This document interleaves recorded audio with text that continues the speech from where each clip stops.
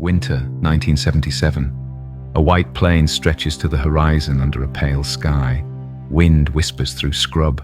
A distant radio plays a station no one in the field listens to anymore, near a restricted Soviet military facility, a radar array that watched the northern hemisphere like an unblinking eye. Something odd appeared in the snow. A shallow crater, scorched rim, and scattered fragments of metal that didn't look like any aircraft the local repair crews recognized. At 3:14, the first soldier on the night shift radioed his sergeant with a single word that would travel far beyond the garrison. Neopoznany, unidentified. By dawn, the site was cordoned. Scientists arrived with white gloves. Military police sealed access. A grey bureaucratic memo began to circulate, stamped, copied, escalated, headed with 4 official words that would later become infamous in quiet intelligence archives. Unidentified aerospace event. Investigate. What those officers did not know, and what their commanders in Moscow would not learn for decades, was that the crater had been planted deliberately the night before. The metal shards were not remains of an unknown craft, but carefully prepared fragments smuggled across borders and placed by a handful of Western intelligence operatives. The aim was not contact, but distraction. The objective was engineering, to get technicians close enough to a guarded radar dish to remove a short run of internal wiring, a seemingly small prize that would yield large strategic advantage. This is the story of how MI6 used a faked UFO crash to hide an act of theft beneath the Cold War's most enduring superstition, and how a single line in a Soviet dispatch, the memo that read, "Unidentified aerospace event, investigate," became a doorway through which a Western signal exploitation team walked, worked, and left again under cover of cosmic curiosity. To understand the operation, you have to step back from the alien imagery and into technical need. By the mid-1970s, NATO aircraft, reconnaissance flights, and strategic planners had learned that survival in contested airspace relied on more than faster engines and stealth paint. It relied on knowledge, how early warning radars pulsed, how they filtered clutter from threat, how their internal modulation and calibration allowed them to distinguish a friend from a projectile deprived of that knowledge. Even the most advanced fighters risked detection and interception. MI6's technical liaison in Europe had been pressing the same question for years. Could you, in peacetime, obtain direct forensic access to a Soviet radar's inner wiring and signal architecture without declaring war? The answer, for many staff officers, was a polite no. The operating environment in Central Asia was too risky. Moscow's security apparatus treated the steppe as its laboratory. Any Western presence invited arrest.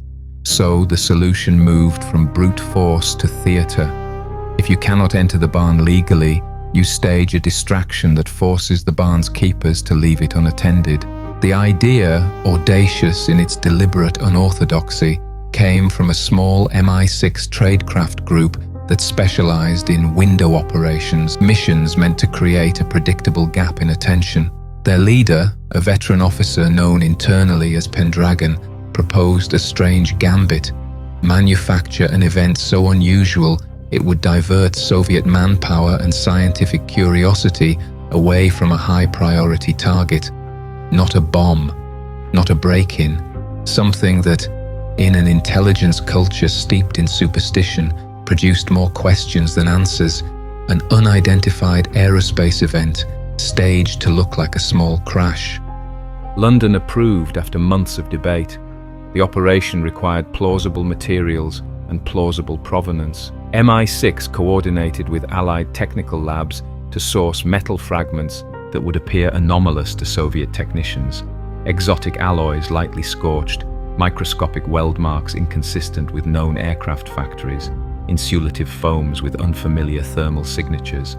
The CIA provided metallurgical samples and laboratory techniques to age and distress the parts appropriately. Forged paperwork created a backstory of a geological survey, operating under benign cover. with logistics routed through diplomatic channels to minimize customs inspection. Every element of the staging was engineered to achieve a narrow window of certainty. The debris had to appear at a point on the patrol route where it would be found by shift change. The scorch marks had to burn lightly so as not to suggest a high-energy explosion, and the fragments had to be small enough to suggest a disintegrated object rather than a crash of a known aircraft. The public narrative needed ambiguity, enough detail to compel scientific teams to deploy, but not so much evidence that the Soviets would immediately conclude Western sabotage. On the night of the operation, the field team drove deep into the steppe in a diplomatic container truck. They moved quickly under weathered stars, boots muffled against snow by dragging techniques developed for patrol stealth. The fragments were placed on a shallow depression. A ring of chemically heated stones mimicked a brief thermal spike. Snow was melted with portable burners to form an irregular halo of frozen melt. The scene was subtle and unpretentious. Then they left. They had to leave. No one wanted to be discovered by dawn patrol. The objective was not a convincing tableau for TV cameras, but a professional irritant for local command, an anomaly that required allocation of scientific, military, and KGB resources for days, perhaps weeks. That diversion, MI6 calculated, would create the breathing room necessary for a small team to access normally inaccessible infrastructure under the radar of immediate suspicion. At 6:40 the next morning, the first border guard found the site. Within hours, the installation that the team wanted to exploit was flooded with people, uniformed officers, political functionaries, technicians in heavy coats, ambulance crews, and, importantly, scientific detachments from the Academy of Sciences. Photographs were taken. Samples were vacuumed into sterile containers. Field radiologists performed quick burns and background radiation scans. Spores, meteorite fragments, microstructural anomalies, everything was logged. The memo chain began. Local officers filed reports up the chain of command. The phrase that would be quoted in foreign archives later, unidentified aerospace event, investigate, was drafted and stamped. The memo traveled to central Moscow, oscillating between curiosity and alarm, and most importantly for MI6, it created a predictable response pattern, increased manpower, multiple unit attachments, and temporarily, a diversion of surveillance focus away from adjacent installations. Phase 2 began under the mantle of darkness. The MI6 team, 6 operatives including Pendragon, a senior signals engineer, a pair of logistics technicians, and 2 extraction specialists, approached the radar installation from a service track that had been surveilled for weeks. The team carried only what could be explained: weather instruments, spare fence posts, and crucially, insulated toolkits designed to remove and package wiring without detectable signature. They moved fast. The outer fence had been pre-weakened in a previous operation to produce an easily unnoticeable cut. Bolts were removed and replaced with near-identical fasteners designed to appear undisturbed in casual inspection. Once inside, the team accessed the maintenance platform beneath the radar dish. The dish itself, a massive parabolic frame used to sweep the high-altitude sky for ballistic profiles, required specialist knowledge to approach years of reconnaissance, photographic and human, had mapped the exact run of internal power and signal cables MI6 wanted, a modest length of shielded coaxial link carrying the dish's intermediate frequency and phase modulation data. The extraction had to be surgical, 9 minutes measured from tool engagement to exit. The cable segment was removed, coiled into insulated Faraday-lined pouches to preserve electromagnetic signatures, and replaced with a benign spacer designed to mimic the original weight and thermal conduction. The team cleaned any fingerprints, masked oil traces, and reset bolts to near factory torque values. Exit was conducted under a low cloud cover to hide movement from distant observation posts. By dawn, the service platform looked intact. By noon, Soviet analysts had eyes on the crash site, but not on the dish below. The aftermath was precisely what Pendragon had forecast. For nearly 3 weeks, the sight of the UFO crash consumed attention. Experts debated, the Academy wrote papers. KGB officers demanded more thorough sweeps. The local military district published classified evaluations for Moscow that cycled through meteorite hypotheses, experimental aircraft, and rare atmospheric plasma events. No one concluded Western sabotage. The radar technicians noted slight anomalies in calibration and logged them as environmental variants. Back in London and at GCHQ, the patched cable segment was dissected. Its insulation, shielding configuration, frequency response, and internal attenuators revealed details that were immediately valuable. The dish's pulse width modulation, the guard band filtering routines used to reduce clutter, and the specific spectral windows where signal-to-noise ratio allowed ballistic signatures to be resolved. With that knowledge, NATO could refine emission control tactics and instruct reconnaissance crews on flight signatures that would avoid detection. The small run of wires did not change the map of war. It improved survival windows for reconnaissance flights in the region for years. This kind of operation, theatrical, technical, and moral, highlights a truth about tradecraft. Intelligence value scales non-linearly. Small physical seizures, when analyzed by the right teams, translate into disproportionate operational advantages. The lesson Pendragon and his engineers exploited was simple and brutal. If you can steal a single element of the opponent's detection logic, you gain years of tactical benefit. In the Cold War, advantage accumulated drop by drop. Yet the operation also tested the edge of acceptable risk. Had a Soviet patrol stumbled on the team in the act, the political fallout could have been immediate, and severe MI6 calculated risk against reward and accepted a tight margin of danger.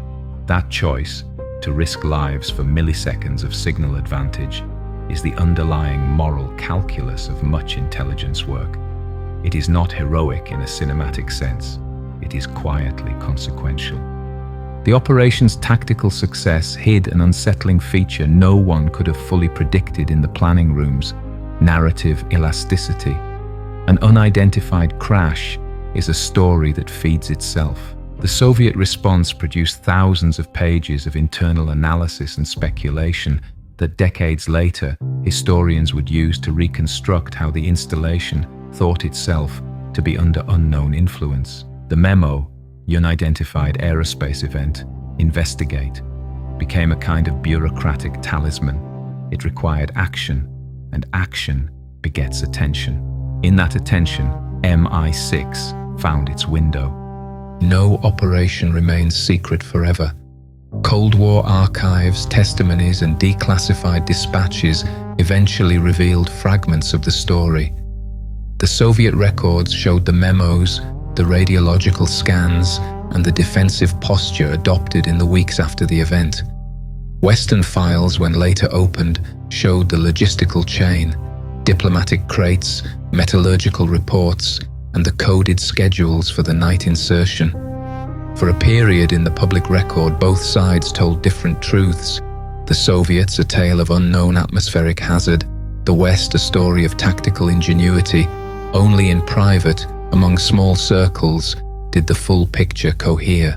There were consequences that neither side fully admitted. The radar maintenance team, embarrassed by a missed theft, tightened internal procedures in subsequent months. The political organs in Moscow insisted on more robust perimeter controls and stronger vetting of transit staff. MI6's technical teams updated their exfiltration tradecraft, making future operations less reliant on such small margins of error. The broader lesson, that deception need not be dramatic to be effective, migrated through Allied intelligence doctrine. Pendragon's file became a footnote in training manuals. Misdirection, when executed with technical precision and an understanding of bureaucratic psychology, can have enormous leverage. The ethical questions linger. The operation used local superstition and professional curiosity as a tool. It exploited scientific temperament. It used a vocabulary of wonder, the UFO, to make men leave their posts and look skyward. Some would call that manipulation of belief. Others would call it necessary cunning in a world where intercontinental missiles carried the potential for apocalypse. MI6 argued that the lives protected by improved reconnaissance justified the deception. Critics might point to the slippery slope of using myth as an intelligence instrument, a tactic that could erode public trust in institutions tasked with explaining real phenomena. Years later, when the Cold War thawed and archives opened, voices from the installation gave context in interviews. The bewilderment of technicians, the obsession with classification, the institutional pressure to explain the inexplicable. A single retired colonel remembered the memo and the way it made commanders nervous. We could not say we were baffled. We had to do something. We made committees. We wrote reports. We smeared our reputation across pages to prove we were diligent. The bureaucratic response, the committees, the memos, the stamped directives, is itself a kind of cultural defense. It protects institutions by creating paperwork dense enough to resist summary. From a modern vantage, the operation reads as both a triumph of craft and a demonstration of the Cold War's theatre. MI6 did not simply steal wires, they staged a short-lived mythology to mask theft. They traded a small lie for years of operational clarity. The memo, unidentified aerospace event, investigate, remains a cautionary emblem. Language in the wrong context can direct resources faster than any logic. In intelligence, meaning is a weapon. What remains on the Kazakh steppe today? The installation was modernized and relocated, old dishes dismantled, foundations leveled. Snow still falls on the plain. Local villagers tell stories in fragmented forms, of lights, of soldiers, of a strange crater that appeared and then vanished into bureaucracy. No monument stands for the operation. No plaque explains how a few meters of stripped cable altered flight doctrines and shaped reconnaissance tactics. The credit lives in quiet technical appendices and in the memories of a few engineers who read spectral plots more like poems than orders. The larger lesson is contemporary. In an era of drones, satellites, and asymmetric information campaigns, the principle Pendragon used still holds. Create a compelling discrepancy in attention, and the opponent will move as you predict. Today's UFO might be a viral video, a fabricated social media thread, or an engineered outage. The medium changes, the psychology remains the same. Intelligence agencies still study where attention flows, how belief structures shape responses, and how to exploit the gaps between routine and surprise. If this hidden episode of Cold War ingenuity surprised you, it should also remind you that much of statecraft happens in the margins, where theatre meets engineering and where myth is the instrument of strategy. The MI6 team did not unveil extraterrestrials. They manufactured a question and used the answerlessness to access what mattered most, the enemy's sense-making apparatus. That deprivation of certainty, once exploited, yielded tactical breathing room that saved missions and, in time, lives. Share this if you found the operation unexpectedly human, a blend of craftsmanship and cunning. Subscribe for more deep dives into the shadow architecture that shaped the 20th century. There are still stories buried beneath the snow, waiting for the light of declassification. Because in intelligence agencies, sometimes the strangest thing you find isn't a craft from another world, it's simply a human trick.